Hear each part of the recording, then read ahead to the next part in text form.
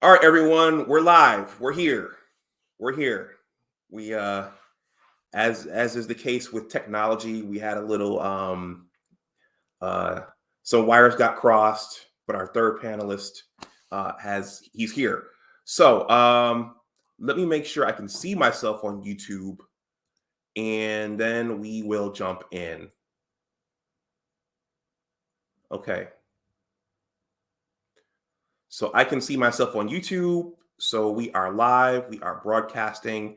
So I'm going to play the introduction and then I will see you all on the other side. And thank you to all the new people who are here. I think one of the panelists invited you. Please hit the like button. Everyone hit the like button or the dislike button. All engagement helps. So I'll see you on the other side.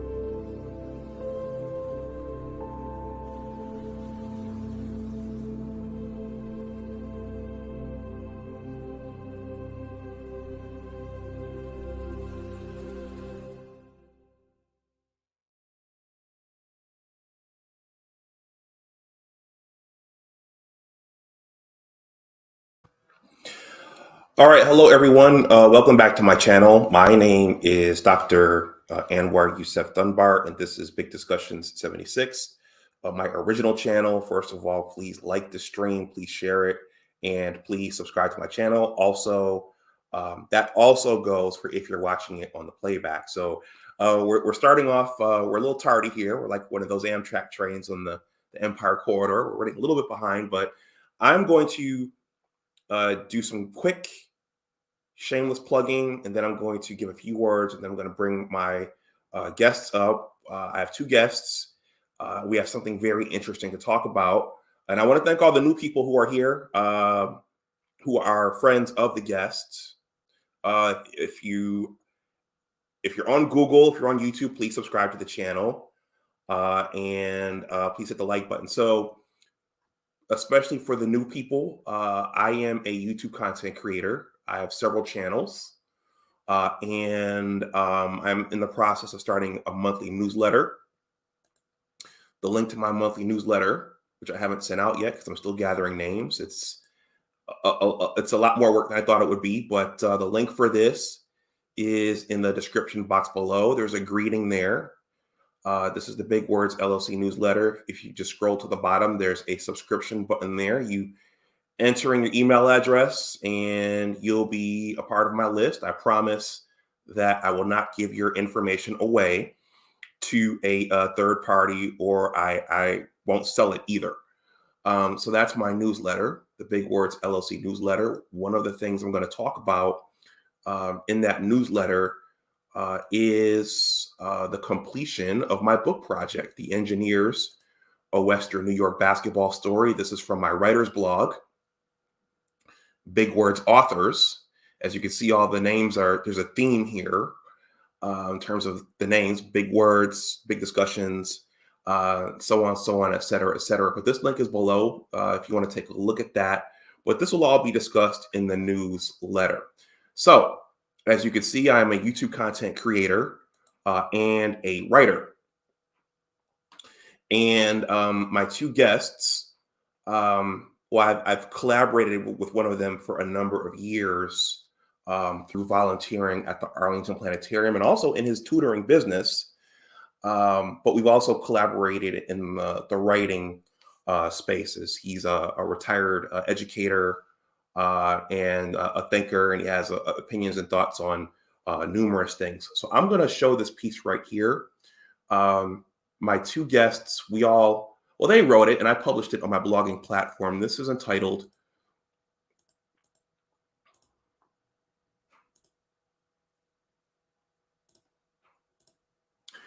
Positive Solutions. This is my first blog right here, the Big Words blog site. And this is the first official piece on my site under the area letter to the editor, or letters to the editor.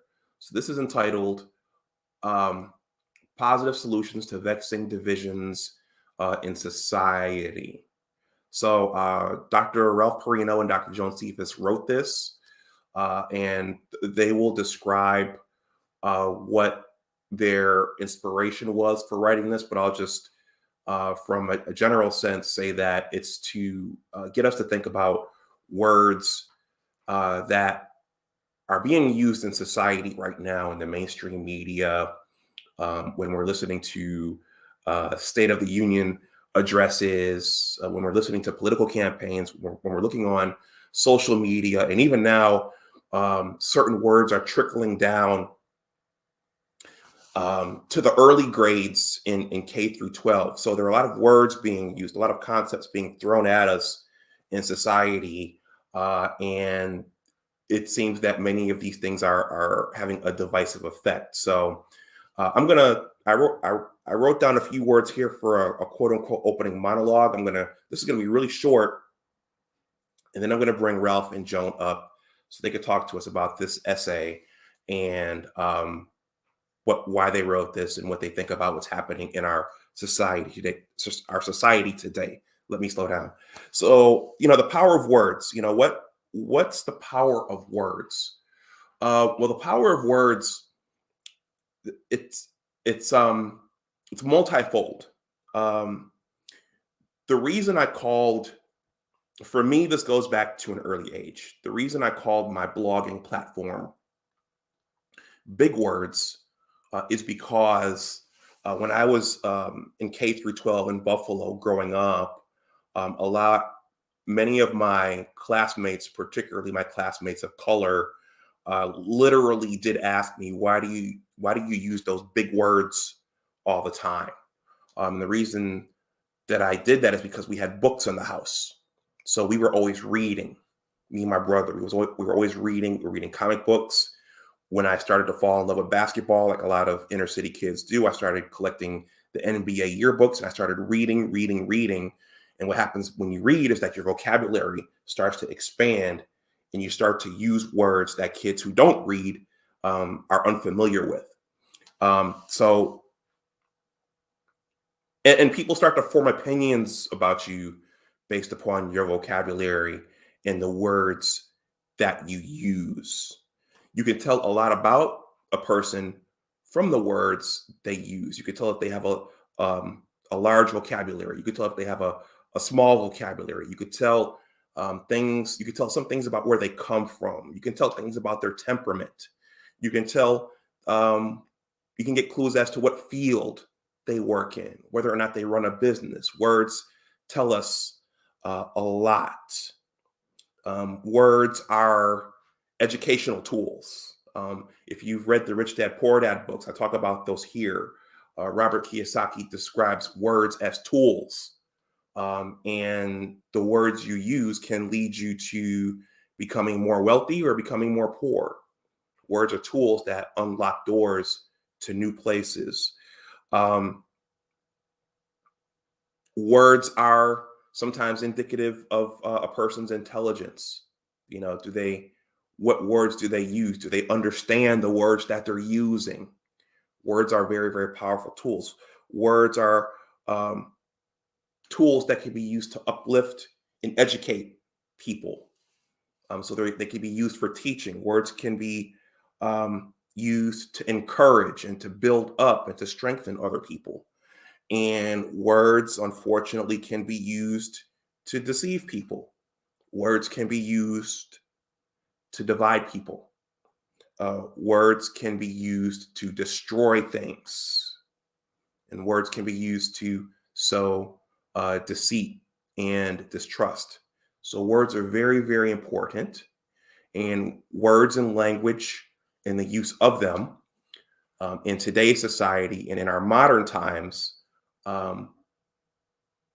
they are the basis for this essay. And I'm going to bring my guests up right now so we can have a larger discussion about this. So I'll bring up Dr. Joan E. Cephas, and I will also bring up Dr. Ralph Perrino. Welcome. Thank you. Nice to be here. Joan, you have to unmute yourself.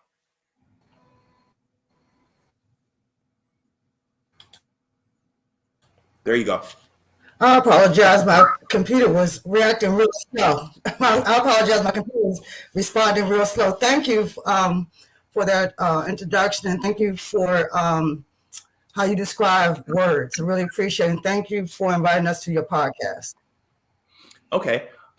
Just briefly, for my subscribers, the super chat is live. If you want to super chat us comments for the people who are new here, I would say for that feature, just if someone does it, just watch and you'll see what they're doing. Also, if you want to make a donation via Cash App or PayPal, that information is here. That's part of what we do here in this YouTube platform is fundraising a little bit. But quick introductions. Do you all want to, for those unfamiliar with you, do you all want to give brief introductions of yourselves? Joan, go ahead. You're on. Joan? Oh, okay. My name is Dr. Joan. Yes. Can you hear me? We can hear Yes. you. Yep. Can you hear me? Yes, Okay. we can. My name is Dr. Joan Cephas. I am a clinical social worker as well as a educational psychologist. My background has been in child welfare, the school system, and also doing private practice as a therapist. My name is Dr. Ralph Perrino. As Dr. Dunbar mentioned, I owned and operated a tutoring service for 25 years in Northern Virginia. I also taught sociology and political science at Northern Virginia Community College for 35 years, mostly as an adjunct. Okay. So Joan and I have strong connections to helping families and helping kids. And it kind of ties into what you said on more about education and use of words and how they impact society, because that's where it all begins. Mm-hmm. Okay. Well, let's move on. So everyone, again, the link to this essay is below in the description box. I'll drop the link right there in the chat right now. If you give it a read, well, please give it a read. And also, please leave a comment on my blogging platform. Oftentimes when you share things via Facebook or Twitter, or I've shared this on my community tab, people comment right there. But it helps for the engagement of my blogging platform if you go there and you leave a comment underneath. Because Joan and Ralph worked hard on this, and it's just good for engagement for my site. So let's jump right in. I know we have some points here to get through, but first, can each of you give a few words about why we decided to write this essay? Want me to take that one first, Joan? It's Joan and I talked about this about You go first.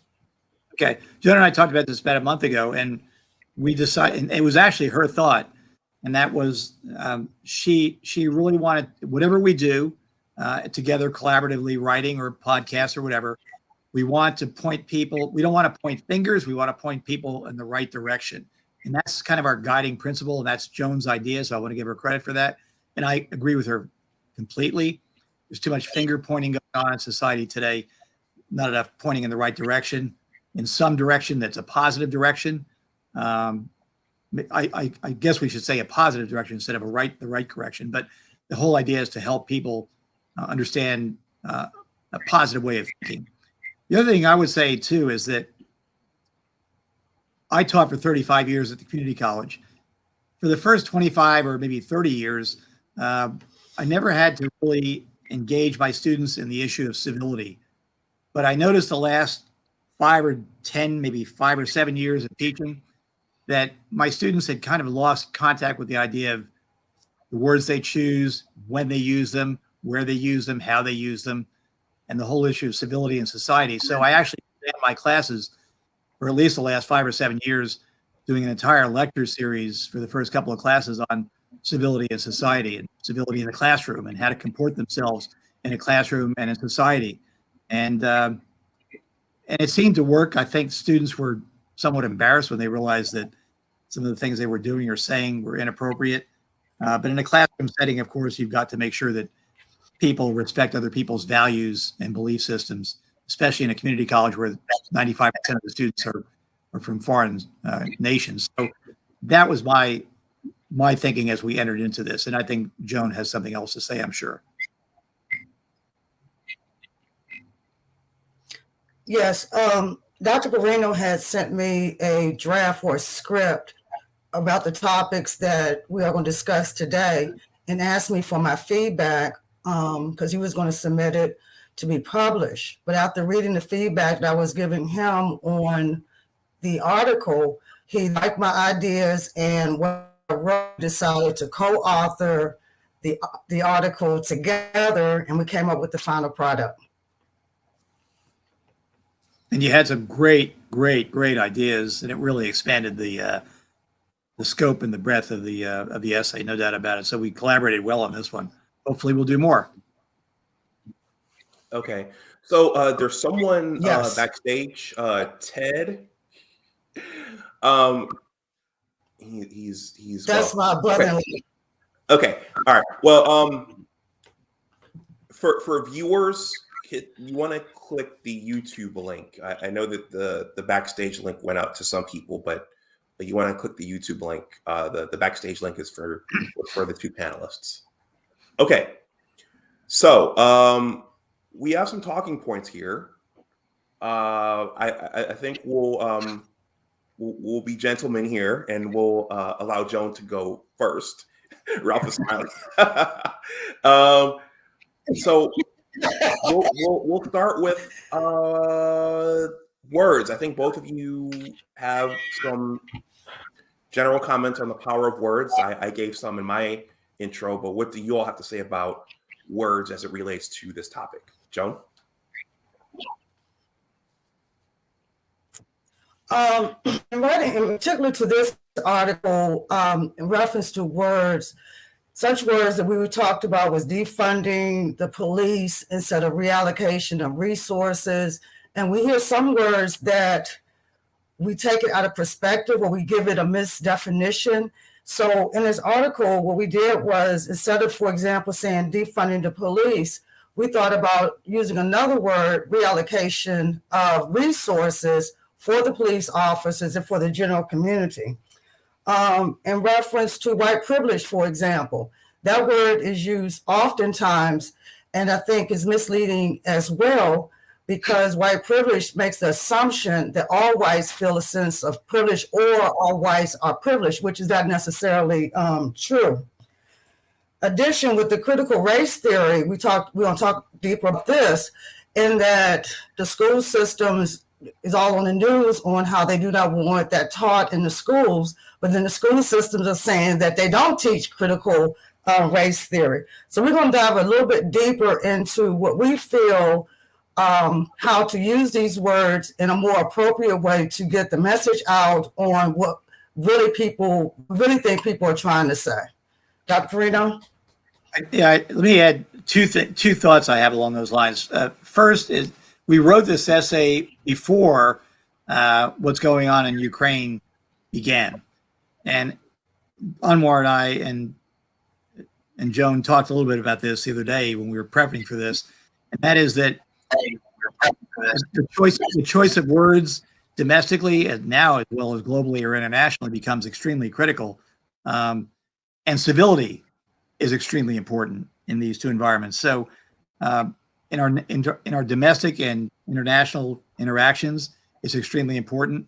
So I think it kind of took on a broader meaning just in the last week or 10 days, in my view anyway, even though this essay focuses on domestic issues. The other thing I would say is this, and I know, Joan, you agree with me on this because your doctorate and my doctorate in the behavioral sciences.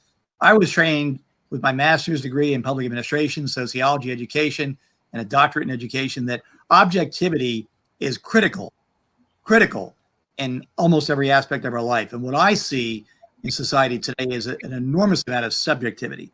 And that comes primarily from the media, a wide range of media sources and outlets that are pushing society toward a lot of subjective, emotionally laden terms and the divide.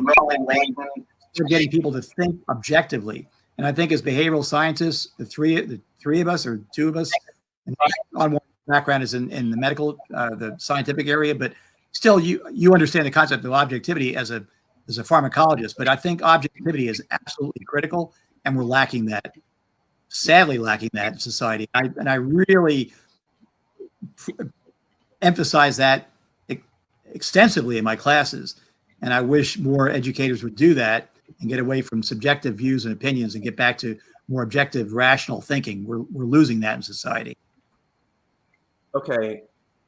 One thing, Ted, you're there in the backstage. I'm gonna respectfully remove you from the backstage. You want to hit the YouTube link so you're watching from YouTube, not from here in the backstage.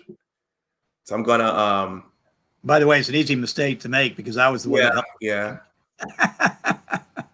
Anyway, it's okay. He's okay.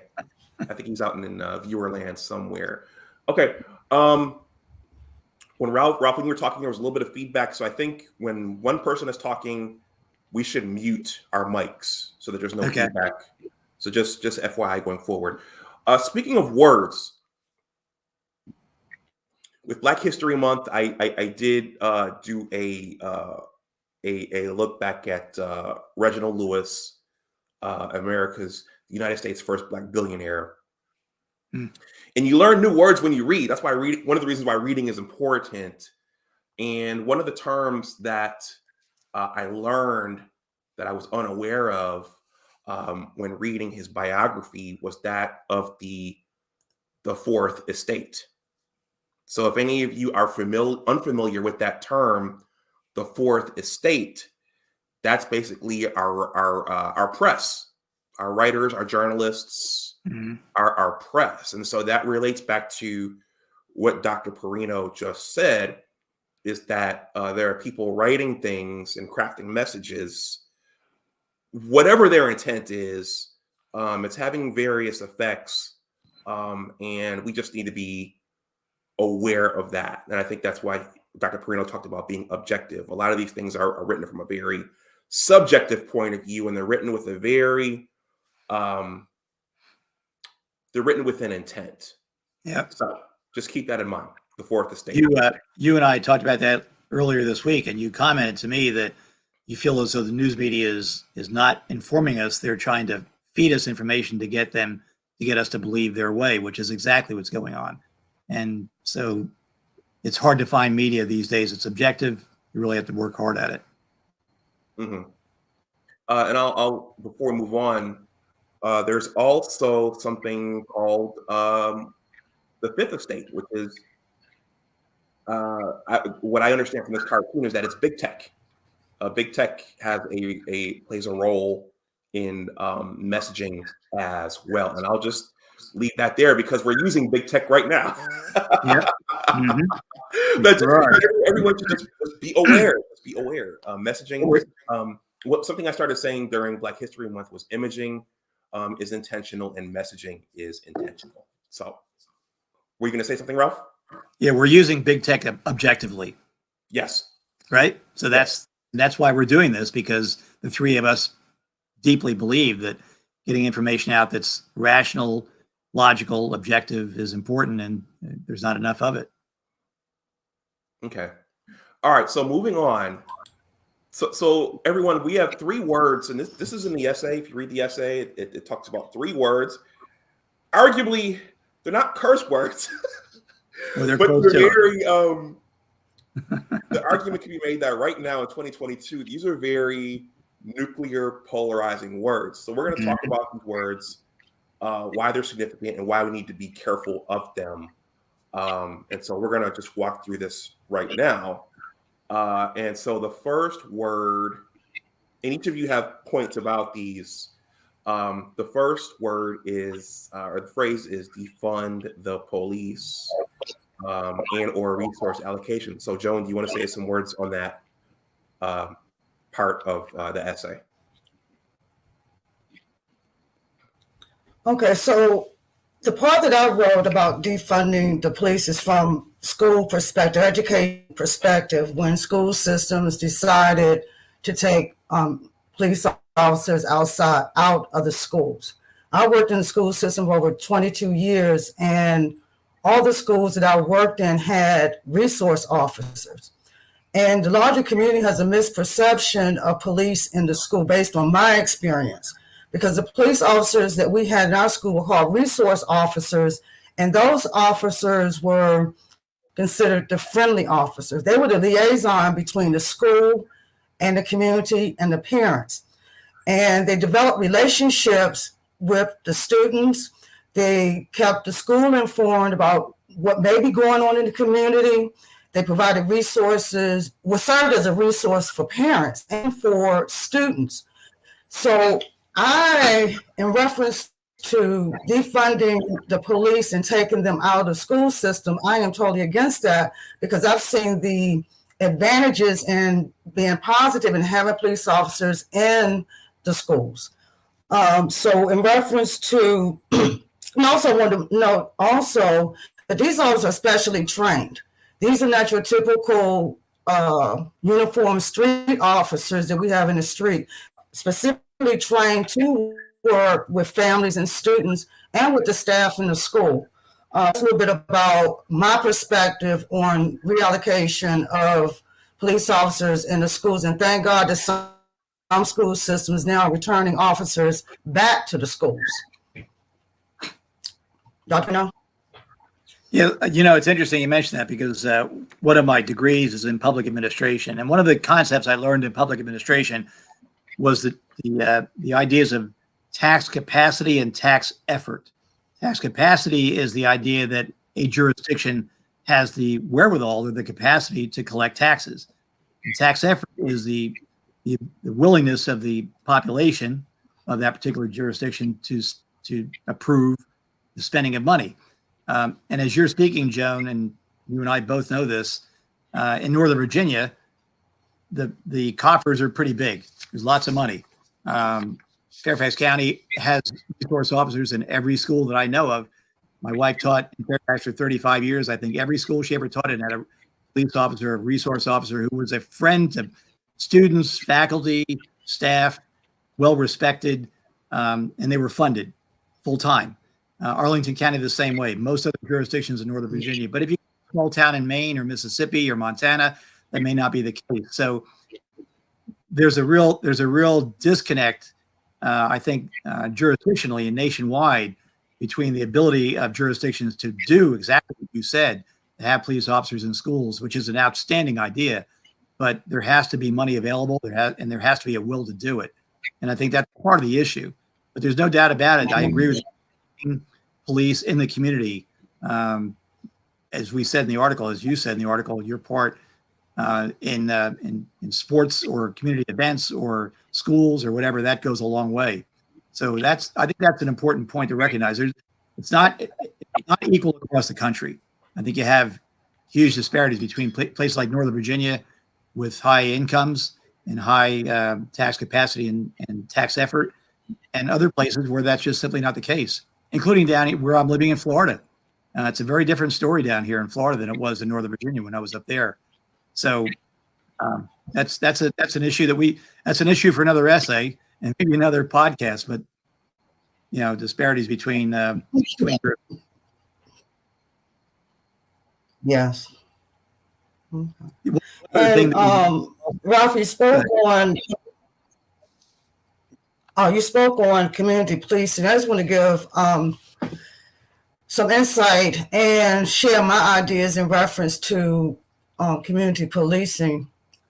And that's another area that I think that would help the community at large, help individuals, and help families. And why do I say that?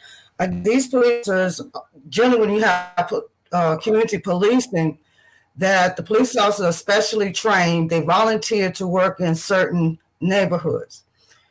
And they offer programs, they offer sports. They really get connected to the community.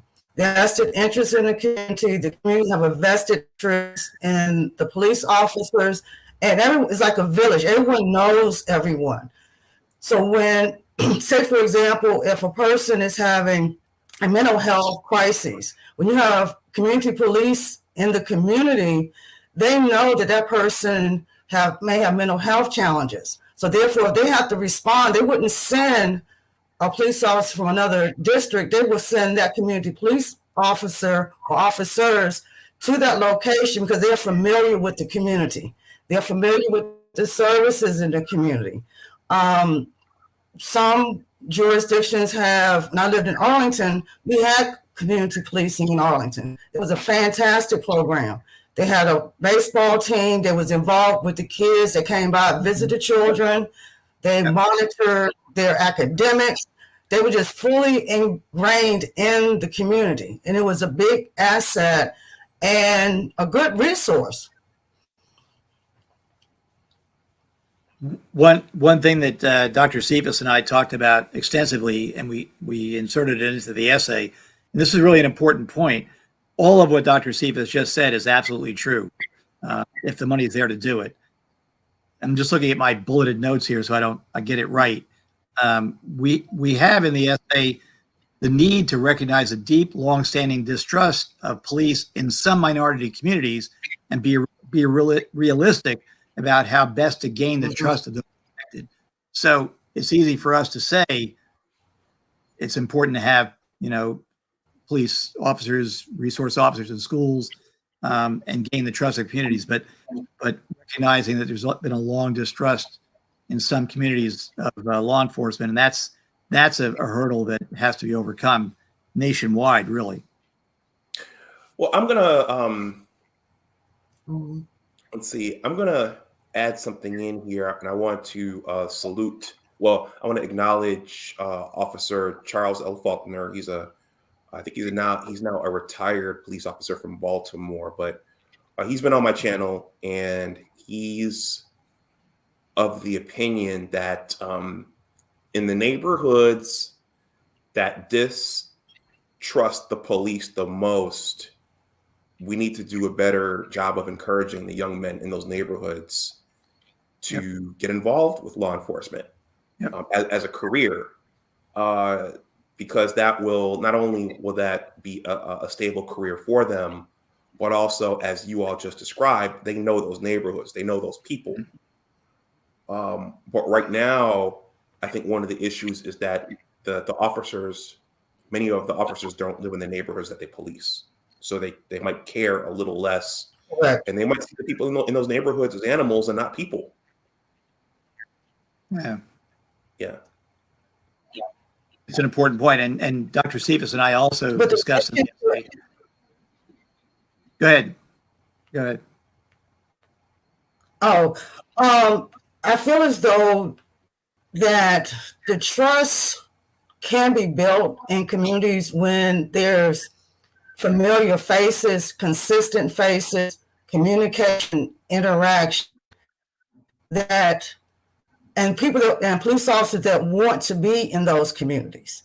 And I feel as though if there's consistency, involvement, engagement, and that will help build that sense of trust. Now, we know the past few years what's been going on hitting the news in reference to police and how they treat citizens, but I'm still a firm believer that if we go back to community policing, that this will really, really help our neighborhoods. And I'm a strong proponent of that. Now, is it going to take time to do that? Yes. Is it going to take time to build trust? Yes. But if we work together as a community with law enforcement, that we will have safer communities for everyone. And if I could just add one thing to that too, going back to the whole idea of local government and the administration of local government. And you and I have talked about this also, Dr. Cephas, and that is local governments need to make as much effort as they possibly can to work with developers to ensure that there's affordable housing in these communities where police officers or teachers or anybody who serves in the community lives in that community. And we all know that if a kid walks out his front door and never sees a teacher and never sees a police officer and never sees a doctor or never sees a pharmacologist like Dr. Dunbar, they can't relate to that whole idea. So physically embedding people like or professions like police officers, teachers, and others into a community will go a long way to getting those kids we're talking about to respect those same people when they see them at school. So that can only be done through local government, zoning and proffers and concessions. And, when developments go up, I've got a good friend who's on the city council in Alexandria, Virginia, who she and I talked about this extensively, Aaliyah Gaskins. And Aaliyah is going to work toward that. She's already doing that with a major redevelopment of a complex in Alexandria to try to get that done. So it can be done at the local level. It just takes interest in doing it. Yeah, because historically, especially in Black neighborhoods, historically, kids went to school. Well, put it this way, children went to school. They lived in the same neighborhood with their teachers, the ministers, the political office leaders of their community. And they knew everyone in the community. They were professionals. And so therefore, that helped build trust, that helped build respect as well, because they were people that looked like them and they were great role models for them. And it goes back, like you said, to housing. And we all know that public service jobs really don't pay a lot of money. People can't afford to live in certain neighborhoods because of the income. So they have to move outside the community, and that leaves the community without those role models. Exactly.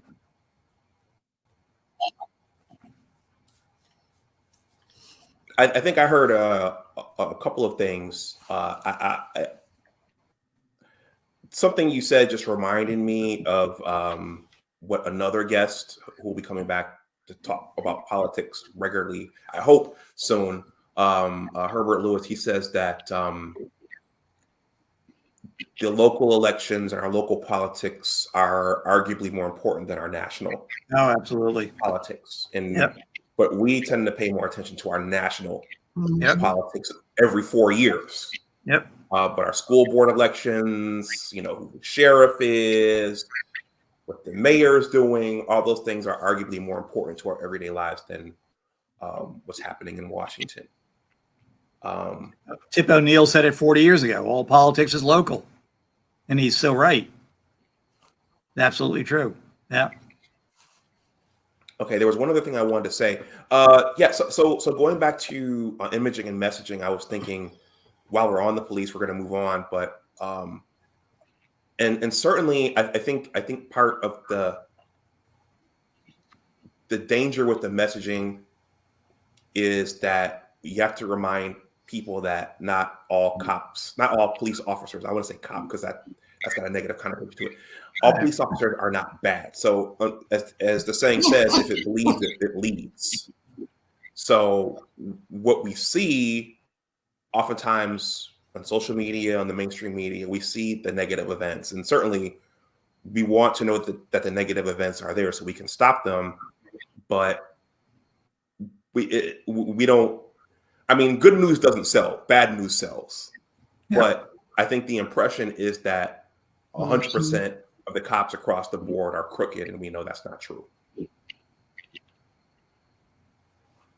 Couldn't agree more. Yep. And I think most police officers would agree with you too. And I think, yeah.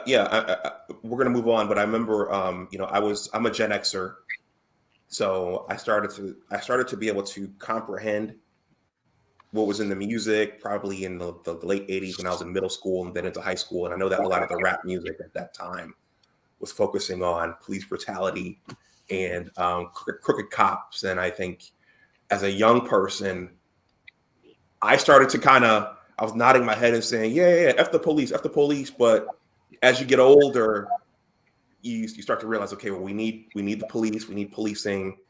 And there are bad police, but there are also good ones. So we need young people who are listening to that type of thing. You need a counter message to say, okay, yeah, there are bad cops, but there are good cops too. I guess what I would say, Anwar, is we all went through our radical stage, right? Mm-hmm. Okay. And everyone in the chat, let us know what you think. This is not a one-way conversation. I want to thank Giyagami for the $5 super chat. He says, greetings to the doctors on the panel, here to learn. And I'm gonna, these are some hot topics. I'm gonna read this one. This is from BR Charlesi. He says, police department only built wealth for white families only. Police departments are white wealth transfers for their European lineage, ADOS, which stands for a descendant of slaves. Well, that goes back to what Charles, my subscribers know who Charles is. Everybody, I mean, pretty much everyone has the opportunity to go to the police academy and apply to be a part of law enforcement. I think a question is, is everyone taking advantage of that opportunity? And I don't know that I'm cut out for that, but people have opportunity and access to get in there. Okay, let's move on. So the next point involved, I think we did community policing. Joan, I think you talked about mental health professionals. Let's move on to another. Right. Just want to explain just a bit. Okay, go ahead. I was going to say something about the mental health professionals. There were discussions in some jurisdictions in the Northern Virginia area, the DMV area, about having social workers or mental health professionals escort police. No, excuse me, not escort police. Send them on calls that came in as mental health. A mental health provider, we're not trained, nor do we carry anything to protect ourselves to go into those type of situations. So I cringe when, I'm glad it didn't pass, but I feel as though that having joint visits with the police officers, mental health professionals will better serve the community versus sending in a mental health professional on a 911 call about someone having a mental health crisis. Now, we can de-escalate, but the situation will have to be under control first. I just want to put that little pointer in that it's good for us as mental health providers to go in the community on a 911 call without some form of protection.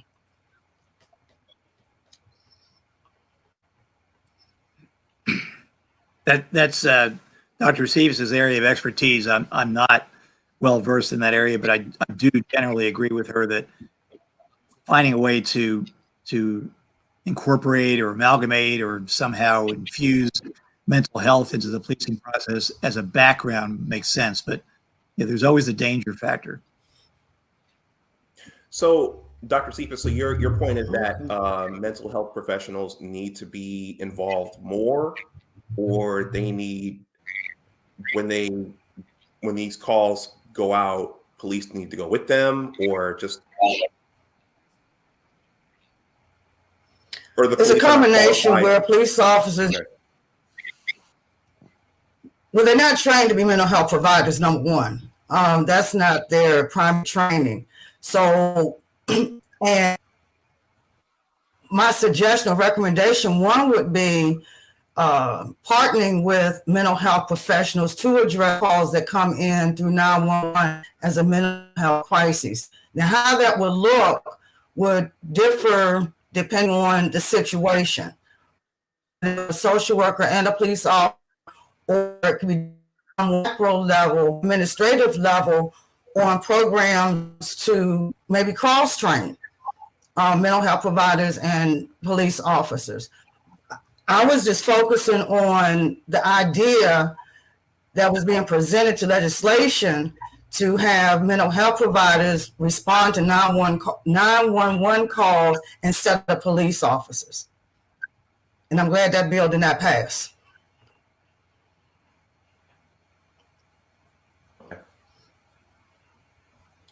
All right, so moving on, let's talk about maybe the potentially the most volatile of the three words, white supremacy. And I the thing about this word is, I wonder if everyone agrees. I'm talking about the entire population on what this word actually means, because I think, like a lot of words, there are varying meanings for it. But I'll ask you to, Joan and Ralph, why did you feel the need to address this word, and what stands out to you about this word? You want me to take this one? You want to take that one, Dr. Perrino? I'll take a crack at it initially. I guess it goes back to my original comment. As behavioral scientists, we look for objectivity, not subjectivity. And the phrase is clearly subjective and inflammatory. And as Dr. Cephas pointed out in her comment, and this is really her thinking on this, is that the phrase tends to divide people of lesser means, and rather than unite the disadvantaged, rather than unite people, it brings them apart, separates them, and it allows. And correct me if I'm wrong, paraphrasing what you said, Joan.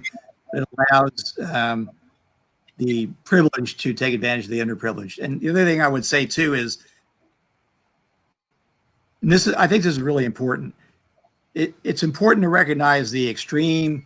I'm looking at my notes again. The extreme historical, social, economic, and political inequality in the areas of housing, education, and employment in America. There's no doubt anybody who's studied these issues knows that there's a long history of inequality in those areas. So to call it income inequality or social inequality, or some term or terms that more objectively pinpoint exactly where it is. One statistic that has been pretty consistent now for the last 10 years that I know of is that the average white family in America has between 6 and 10 times the assets of the average Black or Hispanic family. That should tell all of us immediately that there's a long systemic historical steps, series of discriminatory actions that have created that situation. So there's no doubt about it that there's extreme economic inequality in America. There's political inequality in America. There's social inequality in America. But to call it white privilege, Joan and I both agree on this. To call it white privilege doesn't serve any productive purpose. It just pits people against each other and doesn't really resolve the issue, or doesn't even begin to address the issue for people who really need to begin addressing it. And I also feel as a form is those two words, white privilege, is also, in my mind, a form of oppression of those of lesser income. And what do I mean by that? When you have, if you keep the minorities, whether it's race, whether it's color, or the minorities in reference to economic and political power, we keep them at each other's odds and having them in conflict. They're focusing on their conflict, and those in power are able to continue to do what they do to protect and to build their wealth, because those that are of lower standard, status, economic, political, and social, we're caught up in fighting each other, literally and figuratively. And that's where our focus is at versus the focus of trying to reach economic, political, and social empowerment. So we're at odds with each other. So the majority, which to me gives fuel to inequality. And that's one of the reasons why I think it has been around for so long, because we keep a group of people in an oppressed state and have them focusing on their odds and issues among each other. And it's interesting. I'm old enough to remember, and I think Joan, I think you are. I'm not sure about you, Anwar, but I remember John Kennedy and Lyndon Johnson. I remember John Kennedy in the 1960 campaign referenced a book by Michael Harrington titled "The Other America," and it was about poverty in Appalachia. And he pointed out that there was extreme poverty in rural America that has not been addressed. So we've been talking about this for a long time in all demographics in America. It goes back to 1960. Of course, you go back to FDR, the Great Depression, but in 60, and then of course LBJ during the Great Society, the same thing, recognized that there was poverty across all racial lines. So John's right. There's poverty along all racial lines. It's more focused, more insidious, and has a much longer history, a deep-seated history in America in the Black community. But there's no doubt about it that inequality crosses all lines. And Joan's right. It does pit people against each other that shouldn't be at each other's throats.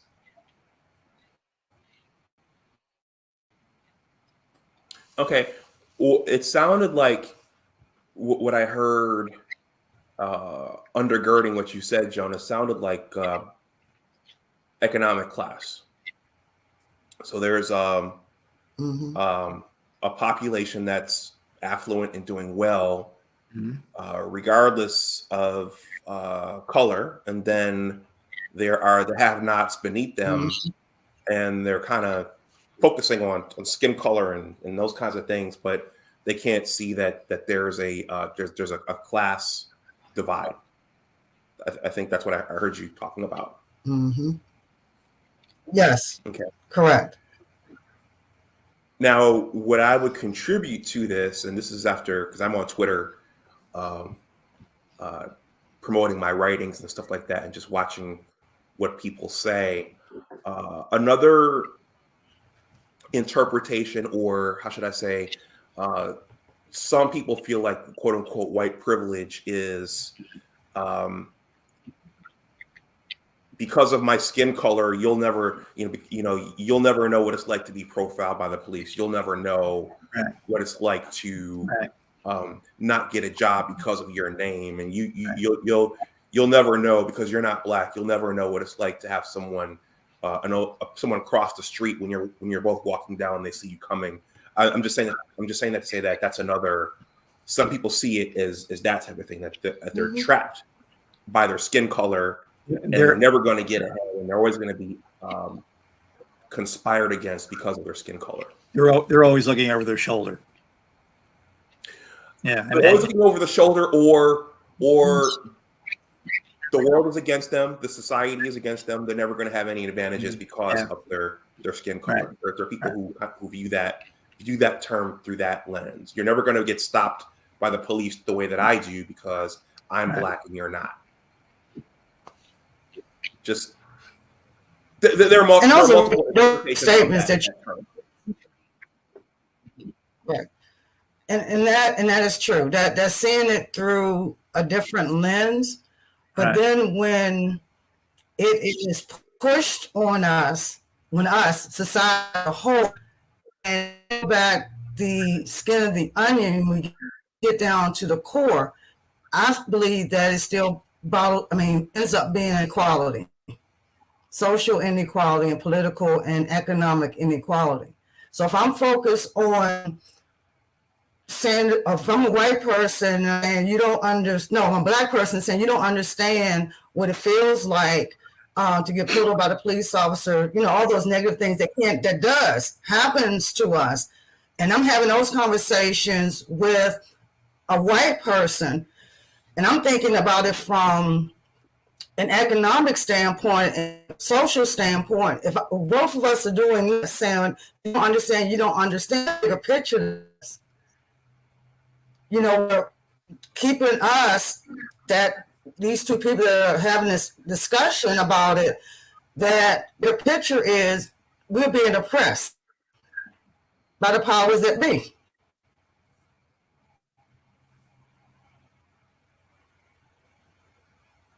So I think what you're saying is that the tendency is to take one's eye off it, and the ball really is economic, political, and social disenfranchisement, if you want to call it that. Mm-hmm. That's the underlying issue. Right. I hear what you're saying. Right. Yeah. Okay. Mm-hmm. No doubt about it. I see it differently than the two of you see it, or have seen it. In sociology, there's a concept, visibility. Where's visibility? I'm Italian American. My dad was from Sicily. My mom was from Naples and Rome. Those parts of my family, but I do have Caucasian skin, and it's easier for me to maneuver because of ability issues. Right? No doubt about that. Okay. Yeah, I wasn't saying that what either of you said was wrong. I was just making the point that when you have this conversation, it spins out of control sometimes because people are coming at it from different angles. Yeah, it's a perfectly valid point, and I completely understand where somebody would. And I heard that from my students many, many, many times. I used to, my black male students used to kid me and say, Dr. Perrino, you've never had to drive black. Black, the whole time black, So it's no doubt about it. There's a disparity on a variety of levels. Okay. All right. Well, if we're done with that word, we have probably, it's not the newest because I think it's been around for a while, but it's been presented more recently. And so I'll say that within the last year, all of a sudden I started hearing about critical race theory. I have to admit that I have a stack of things to do, so I don't have time to read everything, but I haven't read up on what this is. Do you all want to talk to us about, well, it's in the article, critical race theory. Why is this important and what's so dangerous about it? Dr. Cephas, you want to take it first or me to go? All yours, Dr. Perrino. This is all yours. I've been teaching. I taught sociology for 35 years. Every semester we covered this section, an entire section on race and ethnic issues, race and ethnic relations, social conflict theory. Joan, you studied that all extensively. Social conflict theory. There's a whole theoretical construct in sociology that addresses this issue. So it's been around for as long as behavioral science has been around, since the 1860s or 1870s, when sociology emerged from the Industrial Revolution, and that whole theoretical construct. So this is nothing new. This has been going on a long time. Sociologists and political scientists and other behavioral scientists have been teaching this for a long, long time at the high school level, because I remember when I was in high school, 1967 or 66, tells you my age, I had a teacher, his name was Mr. Santoro. Mr. Santoro has no idea that he was the person who inspired me to major in sociology in college. And one of the things that really grabbed me back when I was a sophomore or junior in high school was this new idea of race and ethnic relations and social inequality and racial inequality and racism. And so it interested me, and I went on to major in college and then graduate school. So it's a legitimate topic for high school and college when you're dealing in those realms. I have a problem with it, and I think Joan and I both have a problem with it at the lower levels, unless it's taught at an appropriate time and a way by teachers qualified to present it. And one of the things we mentioned in the article is the issue of teaching basic civility and manners and treating people with respect in elementary school, and teaching that whole idea of introducing the idea of treating people with respect and with civility at a young age, and then moving from that to the more intense issues when kids are more able to absorb it. So the term critical race theory, CRT, is something I never heard of either, Anwar, until about a year and a half ago. They just relabel what I've been studying, teaching for 35 years. And again, it's three words that are put together to create divisions and to inflame people's minds. And so I don't think it's very productive. I think it can be done again in a more objective way and educate people rather than antagonize people. So, Ralph, let me ask you this. What's the whole point of it? Is it to say that, certain ethnic groups have been oppressed over the years? Is it, one race thinks they're better than the other? What's the whole point of teaching that? Well, at the high school, especially at the college level, and introductory, second level, even a third level. So you can take classes in sociology, and Joan, you've probably done this, in race and ethnicity. Their entire semester is devoted to it. So the purpose behind it is to teach students the historical injustices that have occurred in America since its founding, and to give a broad perspective to students on racial inequality and how it's affected people economically, socially, and politically. And so it's a way of opening the eyes of a liberal arts student to a wide range of topics, so that when they do get out and they're in the workforce, and 60% of the people they're working with are of different races and ethnicities, they can deal with it more appropriately and more effectively. So the goal behind it, I think, is simply let people know that there's a history behind this topic that very often is not discussed in polite circles, in homes and families. My family never talked about it. I grew up in an Italian-American family. My family never talked about it. It wasn't until I got Mr. Santoro's class in high school and then in college. Took a lot of classes in graduate school. But I think simply to educate people about the injustices that have occurred for generations, if not a couple of centuries, and to put it in an objective way, so that people can go out into the world and try to shed the misconceptions that they have on both sides of the equation. I think it's an important topic. I think everybody who goes to college, who attends a college or community college, should have a class in this topic, because I think it's important.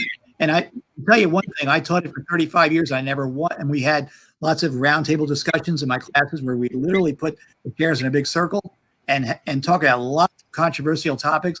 Not once did I have a student get angry or swear or say something negative. It was always done in a civil way, and I got people to talk about a very uncomfortable topic. So people need to talk more about it and just be open about it. The more we talk about it, the more we interact about it, the better we're all going to be, and the better we're going to get along together. Nothing to be hidden. There's no reason to hide this. It's a topic that should be discussed openly, but it only begins if you're educated about it. Well, also, I think you felt as though there's an age appropriateness to this topic. It shouldn't be kids in grades 1 through 8 shouldn't be discussing critical race theory. Is that your? Well, I wouldn't say that. I think the intensity of the topic that I just laid out to you, I think, is probably inappropriate for first, second, third, fourth grade, fifth grade. But I do think we can teach kids that age to respect one another, to be civil to one another, to show a sense of community or demonstrate a sense of community. And it also needs to happen in the family, in the home. So before a child even gets to kindergarten, those values should begin to be instilled in that child. And then a teacher at those very, very early ages furthers that when they get to high school, let's say a sophomore, junior in high school, and they take an introductory sociology class, it's kind of a step-by-step process. Yeah, I do think that teaching it at the very young ages I don't think it's appropriate. And I think kids at that age with those young minds, I don't think they can filter it, and I don't think they're able to really absorb it and understand it. But I think it can be done carefully and methodically at younger ages using the methods I just mentioned. Okay. Let me just one more thing too. My kids went to elementary school in Arlington County, in South Arlington. Mm-hmm. It was at Patrick Henry Elementary School, where the school was. And Joan, you taught there, extremely diverse school, lots of kids from all around the world, different races, ethnicities. And my son grew up in an environment where that was the norm. And their teachers and the principals at the time encouraged that. And it was a buy-in through everybody in the school. And my kids came out of that so much better. And my wife and I were always so thankful that we put our kids through school in South Arlington, because they got as much an education through that as they ever did through formal education. So it's got to be done in a way that's time appropriate.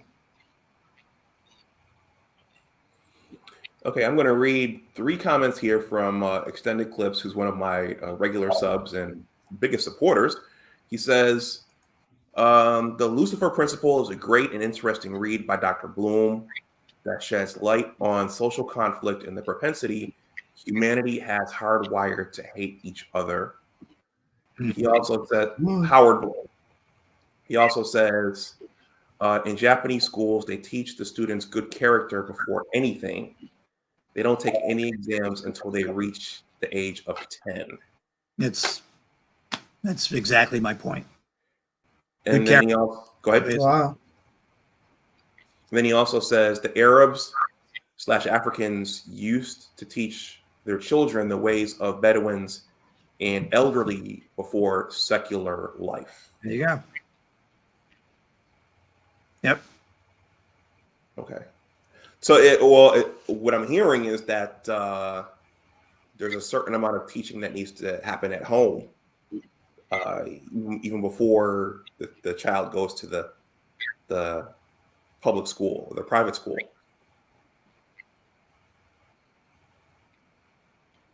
That's what I'm hearing. Absolutely. And, I used to always say to my students, babies are not born bigots. They don't come out of the womb bigots. Somebody has to teach them that.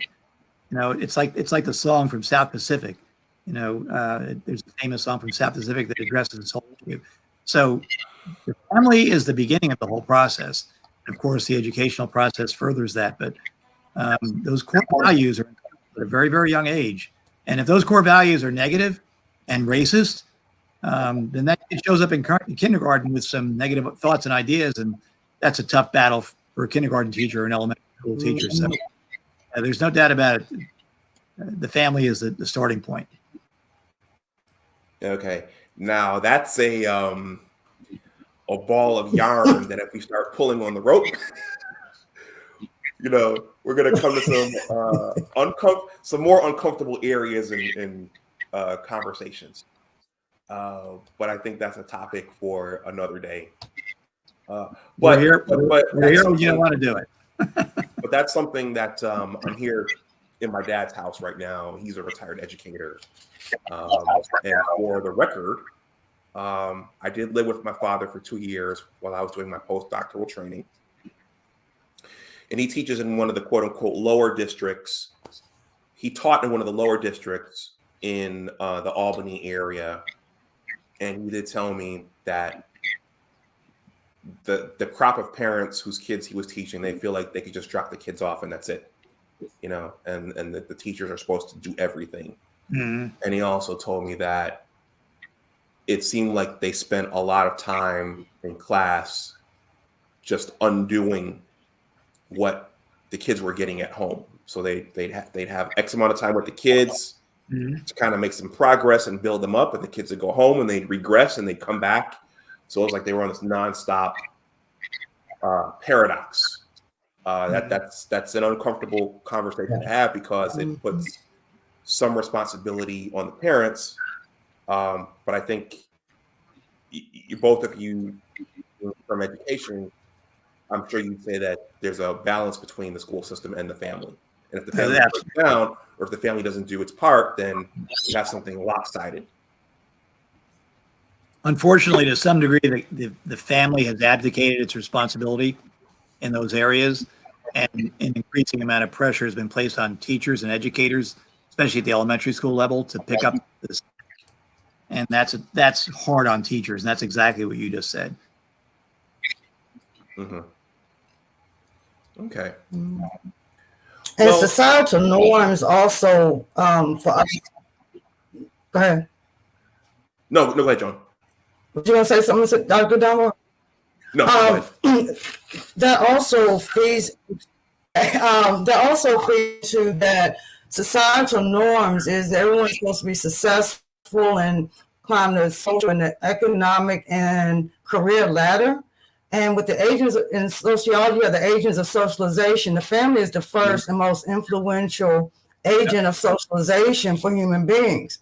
Because of societal pressures and because of advancement, that the family agent of socialization, those roles and responsibilities have been passed on or given to the other agents of socialization, such as the media, peers, schools, or many Religion. kids are being influenced Spirituality.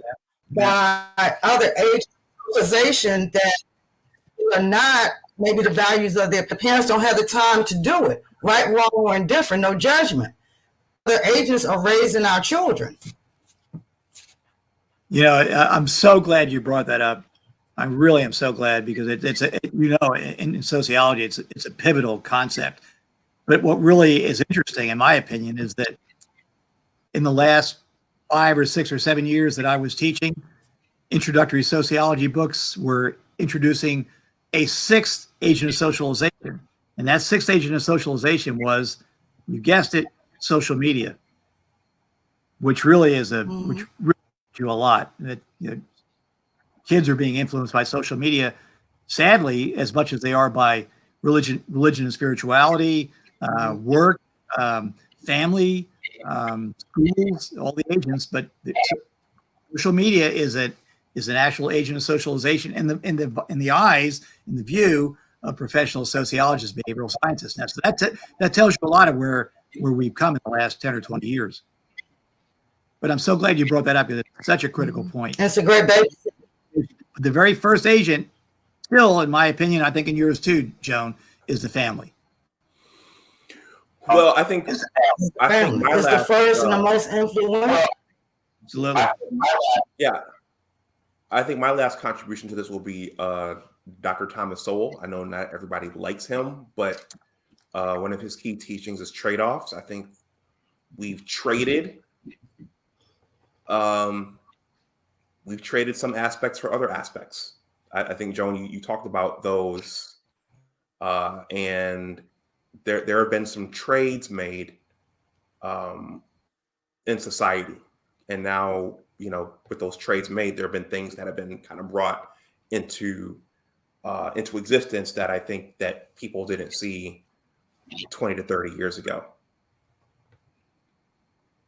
Absolutely. So Yeah. I guess we're getting to the point we're going to wrap this thing up. yeah. I just want to say one thing. You might want to ask us to do some sort of wrap up, but I just want to say one thing. The fact that the three of us are doing this tonight and plan to do more in the future tells you that this can happen. We can talk to each other. We can listen to each other. And the more we're together and the more we understand each other, the less all this stuff that we're talking about is going to start. It's going to take a long time, sadly, but it's got to start somewhere. And here we are tonight. Hopefully we can begin the process in some small way, but that's the goal here. And Joan and I go back a long way. I tutored her son 25 years ago. He's now 37 years old with 2 kids. So, she and I go back a long way. Anwar, you and I go back a long way. We communicate. We don't always agree, but we do it. And everybody else can do it too. They simply need to make the effort. Okay. All right. Well, on that note, we will move towards wrapping this discussion up. I'll give it to Joan and then to Ralph. Anything you want to say about the essay or anything else? Joan, you go first, please. I like to encourage everyone to read the essay. I encourage everyone to read the essay, and also would like to thank everyone for joining us tonight. And as Dr. Perrino stated, the first of many podcasts that we're going to have about topics.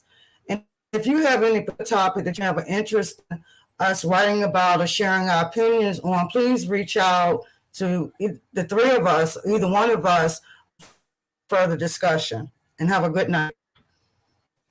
Yeah, both Dr. Cephas and Dr. Perrino's email addresses are at the bottom of the essay in their bios. I'll drop the essay in the chat, but it's also in the description box below for those of you watching on the playback. Ralph? I can't say it any better than Dr. Cephas just said it. We appreciate your time. Thanks for listening. We're going to be doing more of this. Dr. Dunbar, thank you, because this is your platform. So this is you're giving us the platform and the ability to do this. So we look forward to working with you here and dealing with lots of topics. Some of them very controversial, like these three, and some maybe not so controversial. Some very academic. We're academics, so that we tend to be that way. But I'm looking forward to it, and I think Dr. Cephas is also. And we wish you well, and tune in. All right. Well, on that note, I'm going to wrap the stream up. Thank you to Joan and Ralph for allowing me to publish that essay on my blogging platform, and also for coming and having this timely discussion here on my panel. I'm sorry, here on my channel. It's a panel instead of channel. For the new people, please subscribe.